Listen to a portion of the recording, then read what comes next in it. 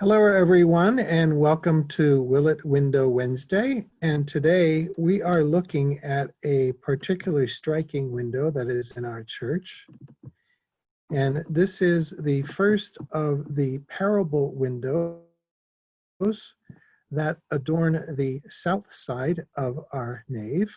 And this is the one that is the furthest towards the Lady Chapel. And as you see it before you, it is the parable of the prodigal son, sometimes called, and perhaps more appropriately, the parable of the loving father. And we're going to be talking about this window, but as we have been doing, we do want to talk about those that donated it. And this is a very special one. As you see, it was in loving memory of Charles Yates Grayson, given by Marjorie Ditmars Grayson. Marjorie Grayson was the one largely responsible for what we know as the Grayson Trust at St. Joseph's. And that was the initial huge donation, extravagant, shall we say, to put it in terms of this parable, of a donation given as a legacy to St. Joseph's that in the early days helped to pay off the mortgage of this church, but then it became the basis for what we know as the Benevolent Trust Fund. And over the years, there were some restrictions on that money. Only the interest that is gained can be used. And you might recall that this church a couple of years ago now went through a parish vote so that we could change the restrictions on the trust as the trust permitted, but required, because the trust just kept growing and growing.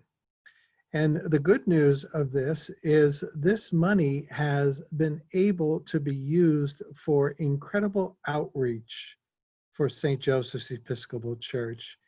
Everything from helping St. Joseph's Episcopal School to our missionaries in Madagascar, Bishop Todd and Reverend Patsy McGregor, to helping our food outreach, which is now at Holy Redeemer. And over the time that we have had this in place, thanks to the extravagant gift that was given to us by the Grayson Trust, we have been able to give away over $1 million from St. Joseph's. Little old St. Joseph's has been able to do that much outreach. Isn't that amazing? So we remember the Grayson family today and their generous gift to us. Now, you see this, as most of the parables, the main character has to do with God. And of course, in this close-up of that part of the window, certainly the artist has chosen to make that loving father look an awful lot like Jesus. I don't think that is a mistake. And then we see the second character is the younger son, the repentant younger son who comes back. And of course, the incredible thing is that the father runs out to meet the younger son. And then in the upper right corner, you see this animal. Now, some people have said that it is the pigs that he had to feed as a result of his squandering all of his funds and needing to look for work. But to me, as you look at the tail on this animal, this is probably more properly what is in the story as a fatted calf. Now, granted, this calf is not really fatted, but it certainly looks more like a cow than it does like a pig. And then the fourth character, and many times I think this particular part of the window is misinterpreted. This is in the upper left. And some people say that this is a depiction of the younger son when he was working feeding the pigs and thinking about what he has done with his life. I think it more accurately portrays the elder son. If you remember, when we get to read that chapter in Luke in a few short seconds, he talks about, the elder son does, about the fact that he has slaved for his father for years working in the fields. And I think more appropriately, this depiction in the upper left of the window is the elder son. Now, here we see a close-up that shows you all four of the main, shall we say, characters in the parable, with the father welcoming back the younger son, the elder son to the far left, and then the fatted calf on the upper right.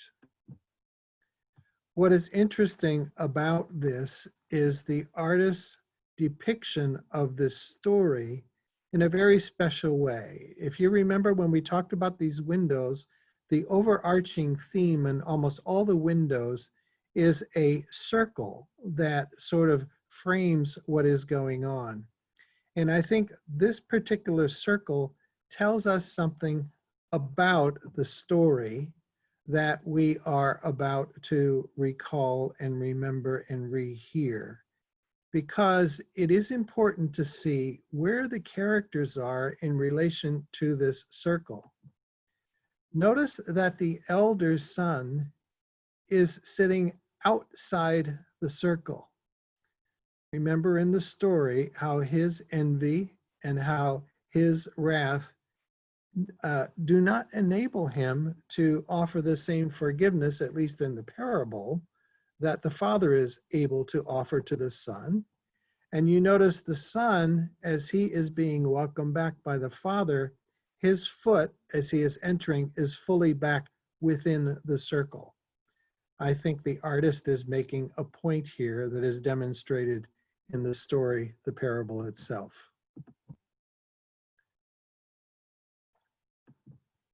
So let us listen to this parable.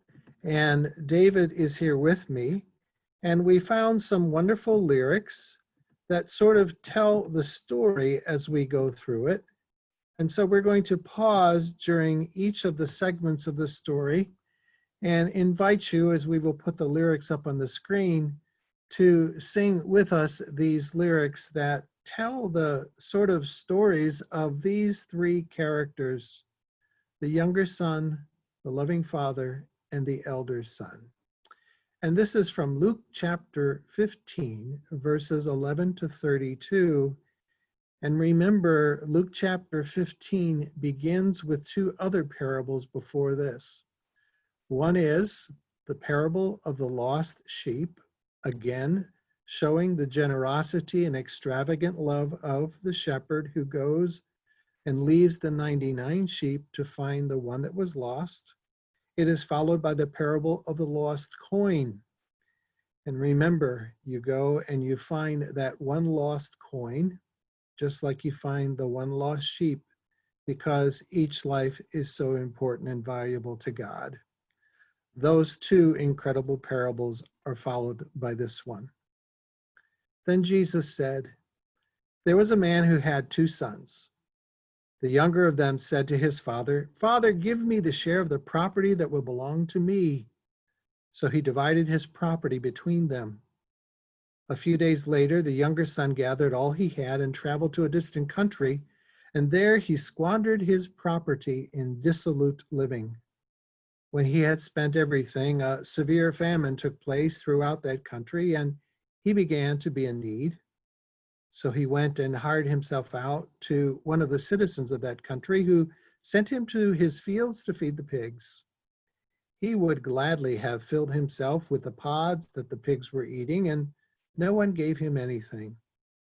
But when he came to himself, he said, 'How many of my father's hired hands have bread enough and to spare, but here I am dying of hunger? I will get up and go to my father, and I will say to him, Father, I have sinned against heaven and before you. I am no longer worthy to be called your son. Treat me like one of your hired hands.'"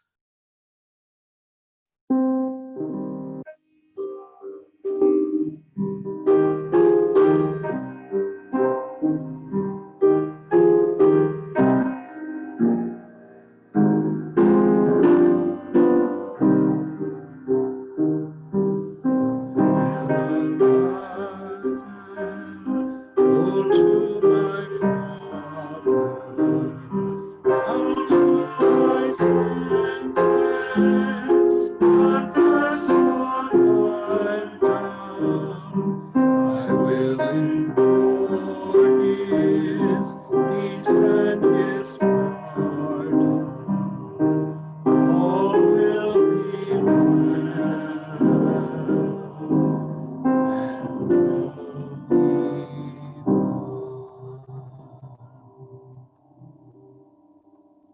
So he set off and went to his father. But while he was still far off, his father saw him and was filled with compassion. He ran and put his arms around him and kissed him. Then the son said to him, Father, I have sinned against heaven and before you. I am no longer worthy to be called your son. But the father said to his slaves, Quickly, bring out a robe, the best one, and put it on him. Put a ring on his finger and sandals on his feet. And get the fatted calf and kill it, and let us eat and celebrate. For this son of mine was dead and is alive again. He was lost and is found. And they began to celebrate. I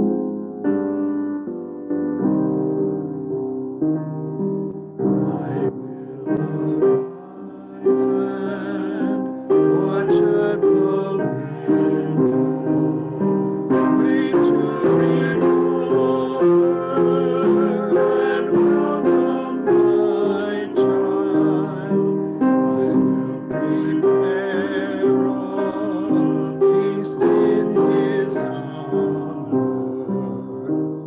All will be well, and all be well.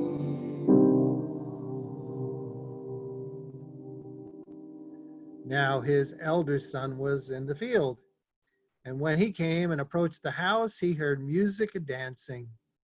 He called one of the slaves and asked what was going on. He replied, Your brother has come, and your father has killed the fatted calf because he has got him back safe and sound. Then he became angry and refused to go in. His father came out and began to plead with him, but he answered his father, Listen, for all these years I have been working like a slave for you, and I have never disobeyed your command. Yet you have never given me even a young goat, so that I might celebrate with my friends. But when this son of yours came back, who has devoured your property with prostitutes, you killed the fatted calf for him.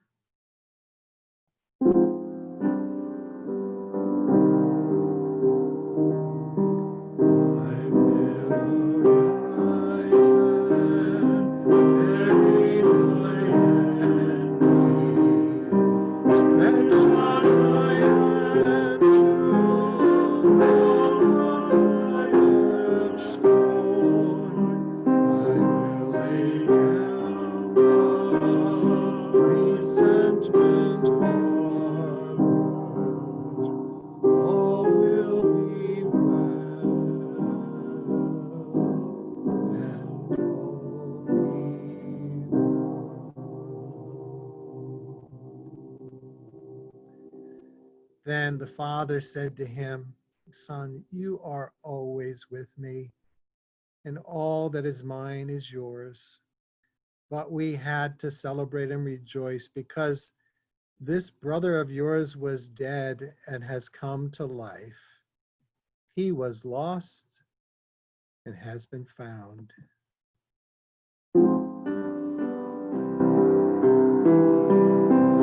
Arise and go to my father. I will arise and welcome my child. I will lay down the resentment harbor. All will be well, and all be well.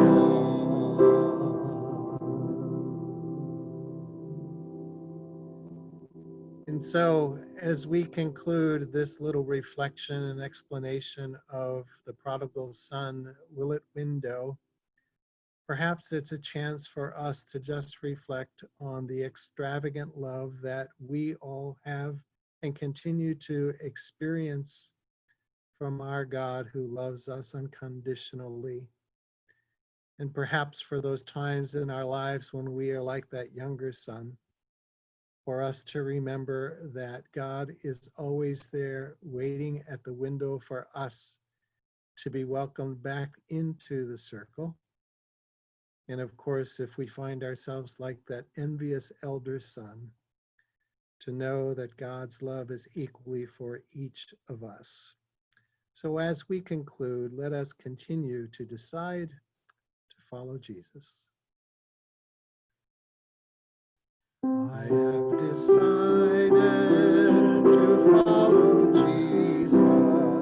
I have decided to follow Jesus. I have decided to follow Jesus. No turning back, no turning back. And may that love of our loving Father, our loving parent, be with you always. Thank you.